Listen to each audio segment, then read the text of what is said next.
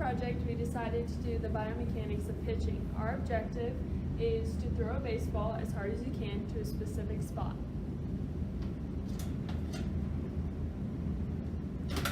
So as an overview, the pitching motion is an extremely explosive and unnatural motion.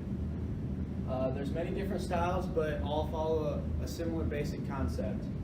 Today we're going to cover the 5 different phases of the pitching motion. We're going to cover the importance of timing in the delivery. We're going to cover some common errors and injuries and the different equipment involved. The 5 phases that we're going to talk to you about is 1, wind up, 2, stride, 3, arm cock, 4, acceleration, and 5th, deceleration / follow through.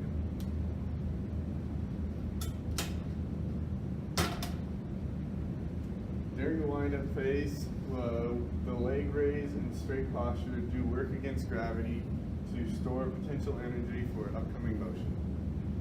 The arms remain stationary and in the front of the body, and then flexion happens at the knee and the hip in the sagittal plane. The muscles used in the wind-up phase to flex the hip are the iliopsoas muscle, the sartorius muscle, and the rectus femoris muscle. And the semitendinosus and the semimembranosus and the biceps femoris flex the knee. As you can see, the front leg flexes at the knee and the hip, and the rest of the body stays relatively still. The second phase of pitching is the stride phase. During this phase, we begin to convert potential energy into mechanical energy. This phase ends at the foot plant. In the upper body, we have abduction of the shoulder, which is in the frontal plane, and we also have flexion of the elbow in the frontal plane as well. Retraction of the scaps is in the transverse plane.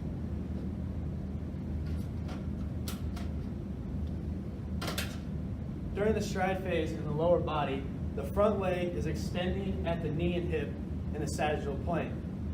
After that, it is horizontally abducting in the transverse plane. The back leg is working opposite of that. It is flexing at the hip and knee in the sagittal plane, but it is also horizontally abducting in the transverse plane. There's also plantar flexion in the back ankle, and in the stride phase, it starts in the sagittal plane and ends in the transverse plane. The muscles used in the upper body during the stride phase are the deltoid to abduct the shoulder and the biceps brachii to flex the elbow. And the rhomboid major retracts the scap. In the lower half, the muscles being used to extend and abduct the lead leg are the tensor fasciae latae, the sartorius muscle, the vastus lateralis, the rectus femoris, and the vastus medialis. And the muscles used to flex and abduct the back leg are the gluteus maximus, the gluteus medius, the abductor magnus, the semitendinosus, the semimembranosus, and the biceps femoris. The muscles used to plantar flex the back leg's ankle are the gastrocnemius and the soleus.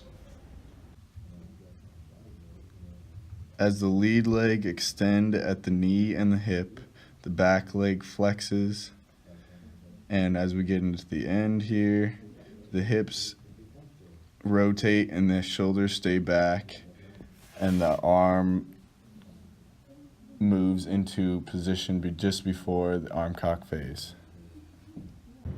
We are now in the 3rd phase with arm cock. During this phase, you'll have the maximal external rotation of the shoulder. Foot plant begins action of kinetic chain. In the arm cock, the upper body, the trunk is rotating in the transverse plane. As it is rotating in the transverse plane, the arm begins layback.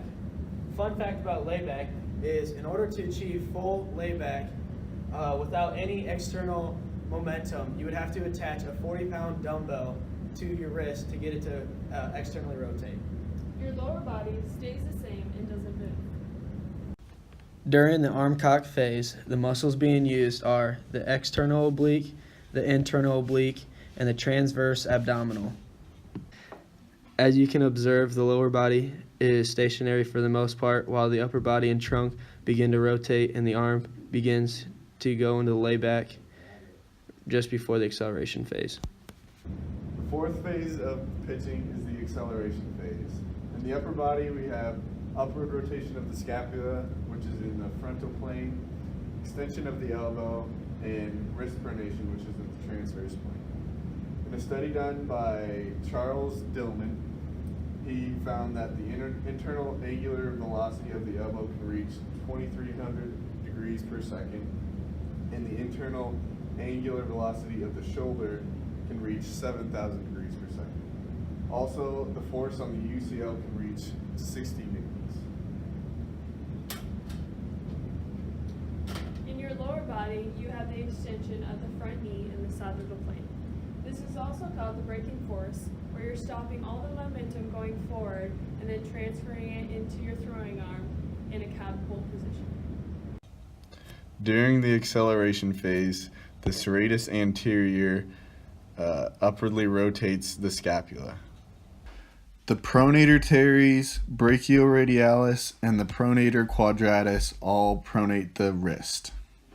The triceps brachii extends the arm.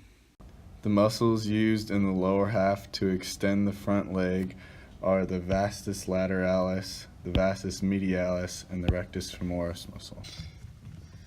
As you can see, the arm whips forward violently until ball release.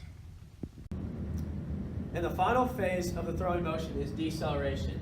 In the upper body, there's continuation of pronation at the wrist in the transverse plane. Posterior muscles contract to decelerate the internal rotation of the throwing arm as the trunk keeps rotating. In the lower body, the back leg raises to balance out the center of gravity so that we don't fall over. The muscles used in the deceleration phase are the trapezius, better known as the trap, the latissimus dorsi, better known as the lat, and the supraspinatus. And the muscles used in the back leg to extend the hip are the gluteus maximus, the abductor magnus, the semitendinosus, the semimembranosus, and the biceps femoris. After ball release, the arm continues to pronate and becomes slightly flexed. As it decelerates and rotates around the T-spine, our back leg begins to rise to counteract the motion of the upper body. Now we are going to talk about timing. It is dictated by a relationship of increasing speeds of body segments starting from the ground up. So then you have your kinetic chain, which starts with your foot plant, and then into trunk rotation, shoulder rotation, elbow translation, wrist translation into the ball. Throughout the pitching motion, it starts out at potential energy in the windup. It's then converted to mechanical energy as you stride, and it's finally converted into rotational energy as you rotate at the trunk and arm. In the delivery, we have 4 different timing checkpoints. The first checkpoint is arm break. Arm break is at the end of the windup and throughout the stride phase. As the lead leg falls, the hands break to allow time for the arm to reach the arm cock position. We are now in the second phase of the timing checkpoint, which is simultaneous knees. So this is in the middle of the stride phase, and there is a dramatic power loss if not done correctly. During the stride phase, the knees work simultaneously together to fully rotate the hips, generating maximal force. The third timing checkpoint is shoulder turn. ESPN Sports Science explains this the best, so we will go to a short video with them. Shoulder turn. The twisting angles between his front hip and his back shoulder create massive torque. 80% of velocity comes from hip and shoulder separation. Elite power pitchers like Randy Johnson create angles of 40 to 60 degrees, but Chapman's is close to 65 degrees. The final timing checkpoint refers to the elbow. This is demonstrated at the beginning of the arm cock phase. As demonstrated, the throwing arm is inside 90 degrees at front foot plant.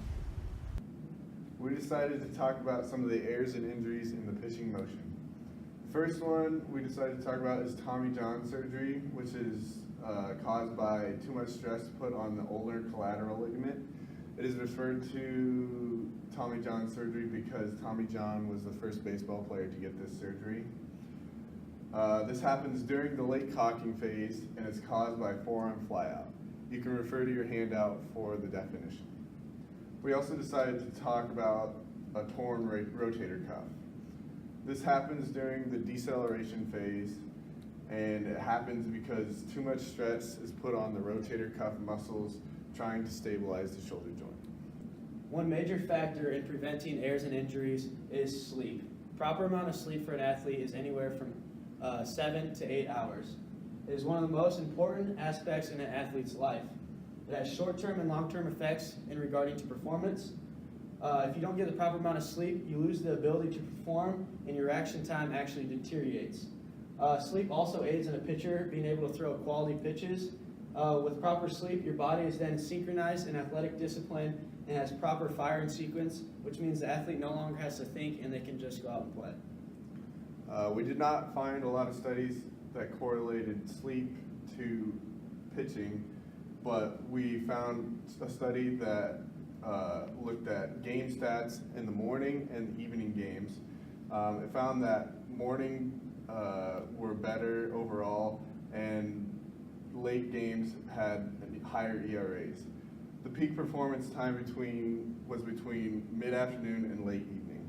The last thing we're going to talk about is equipment, and cleats are a major part of that. And we're going to talk about comfortability, which is probably the most important aspect.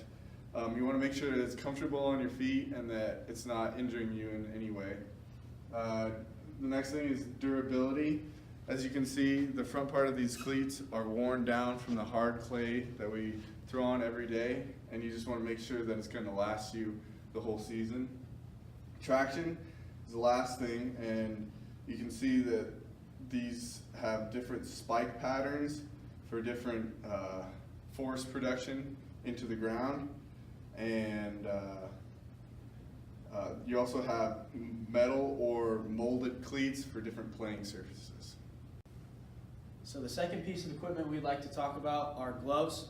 The first piece of a glove is the style of the glove. So all gloves are relatively made the same except for the web style. And the web style is right here where you catch the ball. This one right here is a trapeze, and it's more of an open-faced web. And this one is called a two-piece, where it's more of a closed face. This helps with hiding your hand inside your glove while pitching for deception. The second one is color. So obviously you can tell there's a wide range of colors you can get. You can get any color from pink to blue to black, but the most common is a brown or a tan and a black. And then the last one is weight, and this is the one that pertains to biomechanics. So a heavier or lighter glove plays into the equal and opposite reaction of your glove side compared to your arm side. The last piece of equipment we would like to talk to you about today is undergear, or the undershirt in which the pitcher would wear. The two types are compression or loose. The first one, compression. Some pitchers like to wear compression shirts under their jersey because it increases the blood flow to their extremities and makes them feel nice and secure. Some like the loose fitting undershirts because it makes them feel more free and not as tight, so they feel like they have more range of motion. Thank you for watching our presentation on the biomechanics of pitching. Does anybody have any questions?